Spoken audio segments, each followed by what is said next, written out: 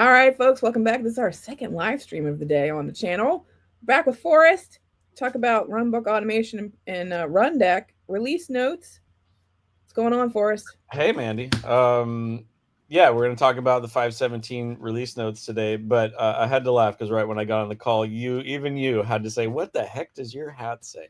I always end up talking a little bit about my hats. I got this at a concert last week. It was a Hayden Kaufman concert. He's a country artist, and I thought the hat was funny. For those of you that don't want to turn your laptops over, and I'm not going to stand on my head, it says rock bottom, but it says it upside down.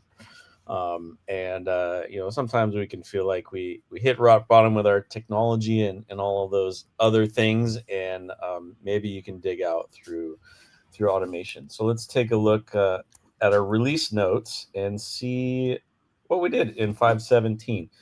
um, Share my screen, get to release notes.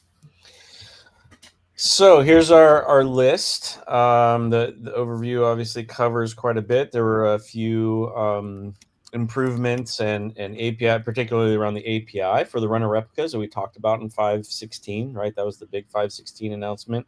We're already seeing customers really embrace that and dive into the high availability and all the features that runner replicas brought to that. But the team definitely did some other improvements. This one I kind of looked at just before the call to refresh my memory what the cache refresh fix was, but they improved the node health checks so that it's not bogging down the server. It's relying now more on a manual refresh, whether that's as part of your job. You refresh the node list beforehand with the health check around it. Um, but we were finding that was having an impact on performance. So that is out there. These some of these other listings are what I mentioned before around the runner replicas and some improvements there. And then we also added the ability on our GitHub Run Script plugin to add provide script arguments. So if your script is looking for some sort of argument in order to run, or add a little bit more dynamic ability to that, the GitHub Run Script plugin now supports those. Cool. As for diving down even deeper to the open source, as usual, we're just hammering away at all the different CVE fixes, and this one jumps out to me. This was from a community member. I believe this one came maybe from Jay Castellino down here, but we do appreciate the open source pull requests. I think that we being me didn't do a great job of keeping up on those, but I went through one day and highlighted those and got the team to review them, and we're getting some of those merged. And then the other one that I wanted to show and talk a little bit more about is up at the top of the list here. These open API doc improvements. What does that mean? Our API docs for a long time have been this static page that we have to keep updated. And we were finding lots of gaps, lots of things missing, or haven't been updated or kept up with the product. And so, working with the engineering team, they highlighted for me that there's a way to generate an open API spec from the code, like direct. It comes out of the code that's actually written. So that means it's going to be much more accurate, at least on the technical side. And we're working now on the softer side. So I took that spec file. There's two different views today. I'm going to go back just a second to where we're at on the API listing. There's two entries here. There's the Swagger UI spec. This is fairly familiar, right? If you've looked at other API specs, there's this is the Swagger view or look on that file.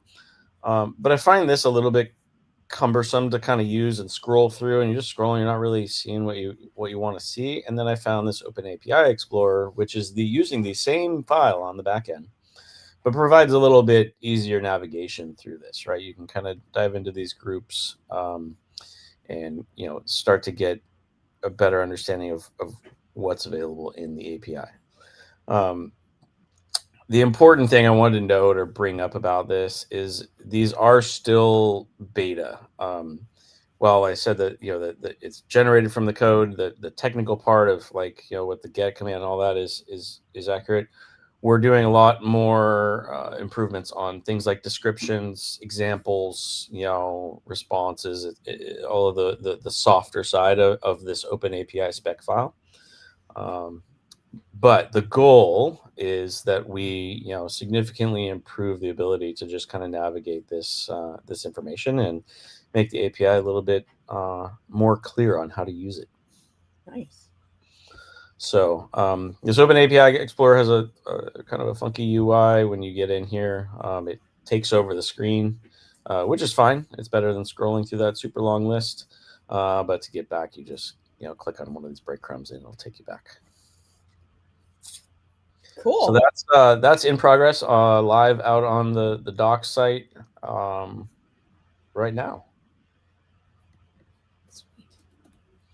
If you find any, if anyone dives into that or finds any improvements, as usual, as we always like to say, reach out to us either through the communities. You can open an issue on the GitHub repository. Paying customers can open a support ticket if there's something off with this one of these. No matter which one you find it, like I said, it's sourced from the same file. Definitely help us out in improving that. Sweet. I'll post that there. Is in the chat for folks to pull that up and check that out. Great. Now I'll just head back to our release notes real quick and see if I missed anything. But I think it's a fairly quick run through this week. Again, we thank our community contributors. Always looking forward to those. You can contribute to docs, a variety of the plugins that we have under Rundeck plugins, and the open source code itself. And that can be even the smallest thing. If you find a typo, right, or something, and with the advent and an expansion of AI and things like Claude Code and other tools out there, even if you don't know much about coding or write coding, similar to myself, I'm not a hardcore developer at all. Those tools can really help. You can say, hey, I found this typo in the Rundeck product. Can you help me find it or fix it? And it does pretty well. Awesome. Yeah. Get more efficient, get some more help there for sure. Yeah. Sweet. And then Mandy and I both will be at KubeCon next week. Yes. Find us in the PagerDuty booth. Yeah. And we've got a happy hour. Let me find the link. We do have a happy hour. It is on Wednesday. It is on Wednesday. And we have tons of room for signups. It is at Terminus 330, which is near the venue, I understand. Yeah, it's out the back door. We will have folks with little paddles to show folks how to get there so you don't get lost, because the convention complex has like 2 buildings and then there's a bunch of other stuff right around there. Oh. And we are right up the block. So. Barsha gave us, I think on the inside chat, gave us the link. Oh, there we go. Yep. So there's a sign up link. Mandy will post the links for the sign up link, but come and find us, right? Yeah. If you happen to be a bourbon fan, I have recently dove a little bit deeper into trying all the bourbons. So let's go do that together. I don't know, Mandy, what's your spirit of choice? I don't drink, but I love finding weird mocktails that people put together. Anything with a ginger beer in it, elderflower flavored stuff. Yeah, I'll try any weird stuff there. Well, let's go challenge those bartenders at Terminus 330 next Wednesday. Yeah, you gotta give me something tasty that doesn't have any alcohol in it. So, all right. Yeah, that should be good. Yeah, we're gonna time.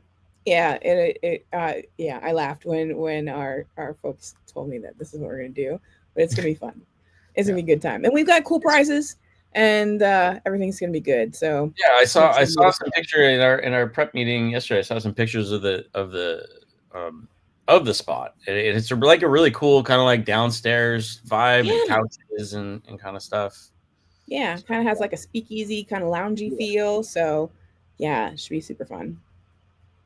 Yeah, looking forward to it. Awesome. great. All right, dude. Anything Looking else? forward to 5.18. Usually we kind of close with some previews.